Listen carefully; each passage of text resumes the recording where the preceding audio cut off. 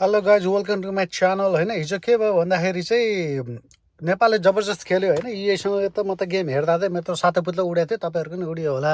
एक त आफू त अब हुन्छ नि हाई कोलेस्ट्रोल भएको मान्छे अब यताउता चक्की खाएर बस्नु पनि चक्की खाँदै बिहान बिहानै उठेर होइन यसो गेम हेर्दै थिएँ।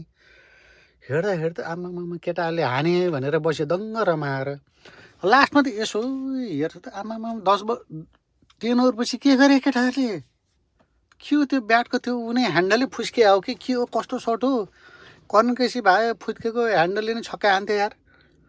ओ माई गड। अनि जब जब त्यो पिच हेर्दै गएँ नेपालको ब्याटिङ मलाई लाग्यो कि सायद यो पिच स्लो हुँदैछ, स्लोवर साइडमा बिस्तारै खेल्दैछ due to the dry heat of the Oman condition होइन।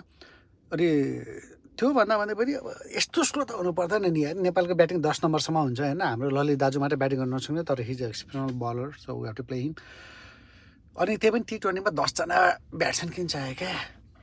तर नेपाललाई चाहिँ चाहिन्छ है। हान्न कसैले हुन्छ नि लाइक 150 स्टार्ट गर्न कसैले हान्दैन तर सबै ब्याट्सम्यान हो क्या। अनि हाफ टाइमसम्म हेरेँ होइन।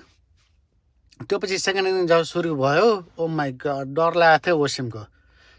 मेरो प्यारो भाइ सोमपाल कामी यस्तो दामी यार।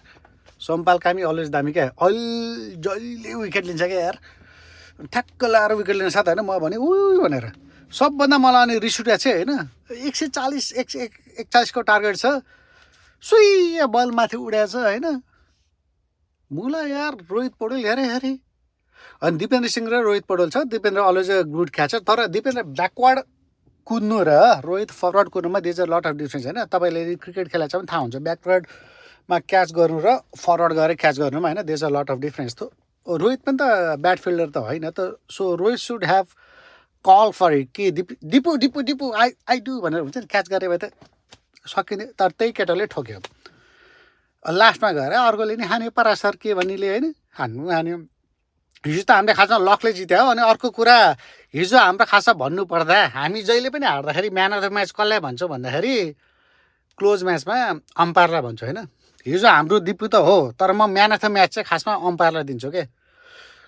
दिपुको रनआउट जुन उसले नट आउटै भन्न सक्थ्यो क्या त्यो किनभने रिभ्यू छैन होइन सो क्लोज आउट दियो। अर्को भनेको एम्पायरले 1 रन सर्ट दियो उसले नदिए भए सुपर ओभरमा जान्थ्यो के हुन्थ्यो थाहा छैन क्या। त्यही भएर हिजोको म्यान अफ द म्याच चाहिँ अम्पायरलाई दिन्छु। Not for playing for Nepal or anyone just for fear without the TV umpire होइन just for fear man of the match umpire and Dipendra Singh Airee. Thank you so much.